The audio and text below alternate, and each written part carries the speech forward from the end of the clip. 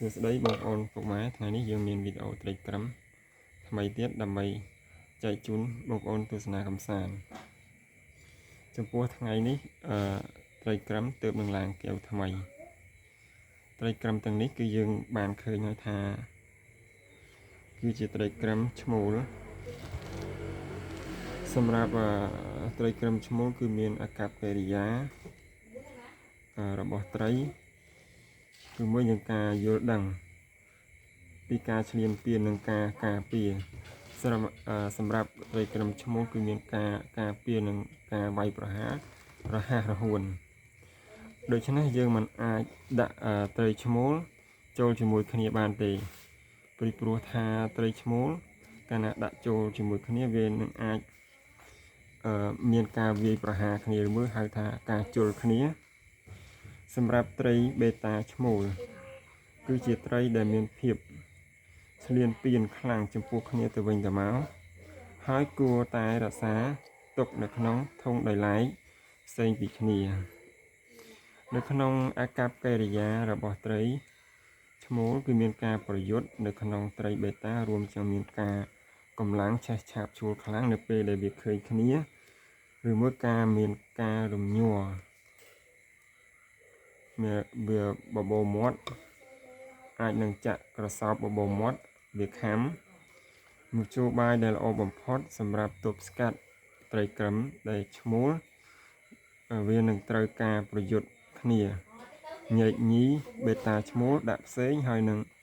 ត្រីញីដាក់ផ្សេងហើយនឹងធានានៅការបិទបាំងដែលមើលមិនឃើញរវាងឈ្មោលនិងញីឬមួយឈ្មោលនិងឈ្មោលកាលណាវាឃើញគ្នាវាអាចនឹងក្រជ្រូលឬមួយបបេមាត់វាក្បួចនឹងចំខាំគ្នាទៅវិញទៅមកនេះគឺជាត្រីក្រឹមឈ្មោលរបស់ខ្ញុំដែលបានដាក់កែវផ្សេងពីគ្នាសម្រាប់ត្រីញីក៏ដាក់ផ្សេងពីគ្នាដែរនេះត្រីញីនៅក្នុងកែវទឹកខ្មៅនេះត្រីក្រឹមភាគច្រើនត្រីក្រឹមឈ្មោលគឺវាពោពេញទៅដោយកម្លាំងនិងការឆាប់ឈួលក្នុងការប្រយុទ្ធនៅពេលដែលវាឃើញគ្នាអាកប្បកិរិយាត្រីក្រឹមឈ្មោលគឺវាមានការឆាប់ឆេះខ្លាំងមានអាខឹងខ្លាំងនៅពេលដែលវាឃើញគ្នាជាពិសេសយើងស្រដៀងទៅនឹងការបង្ហាញរបស់ត្រីក្រឹមនៅក្នុងវីដេអូនេះផងដែរ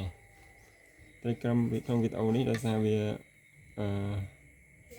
នេះវាភ្លឺពេកដល់អញ្ចឹងវាអត់សូវអួតដែរព្រោះខ្ញុំដាក់វានៅក្នុងទីងងឹតនៅពេលដែលវាមកដល់ទីភ្លឺវាមិនសូវ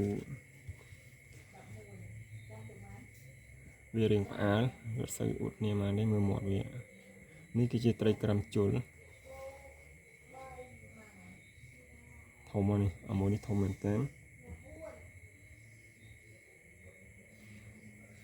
ឈ្មោលគឺมันអាចត្រូវដាក់នៅក្នុងជាមួយគ្នាបានទេព្រោះឈ្មោលអាចត្រូវបានរក្សាទុកនៅក្នុងអាងចិញ្ចឹមត្រីដូចគ្នាជាមួយនឹងប្រភេទត្រីមិនឈ្លានពានផ្សេងគ្នាត្រីអាចរស់នៅជាមួយប្រភេទត្រីផ្សេងទៀតផងដែរត្រីខ្លះអាចឈ្លានពាននឹងត្រីផ្សេងទៀតដែលរក្សាទុកនៅក្នុងកែវ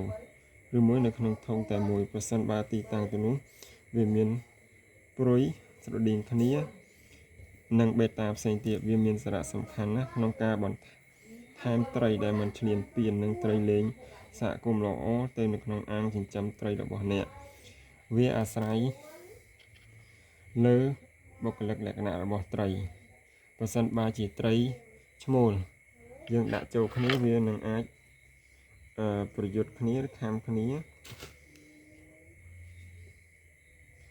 ដើម្បីបញ្ចប់ការវាយគ្នាឬមួយការជល់គ្នាត្រីយើងត្រូវដាក់ដោយឡែកផ្សេងពីគ្នាត្រីញីដាក់ផ្សេងត្រីឈ្មោលដាក់ផ្សេងនេះគឺជាត្រីឈ្មោលនេះគឺជាត្រីឈ្មោលត្រីបឹងត្រីព្រៃអានឹងប្រសិនបើជាយើងដាក់ចូលគ្នាក៏វាខាំគ្នាដែរនេះឃើញអត់យើងអាចដាក់កែវដោយឡែកពីគ្នានេះគឺជាត្រីញីនឹងវីដេអូខ្ញុំមានតែប៉ុណ្ណឹងនិងអរគុណចំពោះបងប្អូនទាំងអស់ដែលបានទស្សនានៅវីដេអូនិង Channel របស់ខ្ញុំ ក៏ដូចជាបានជួយនៅ Subscribe នៅ Channel ខ្ញុំអរគុណ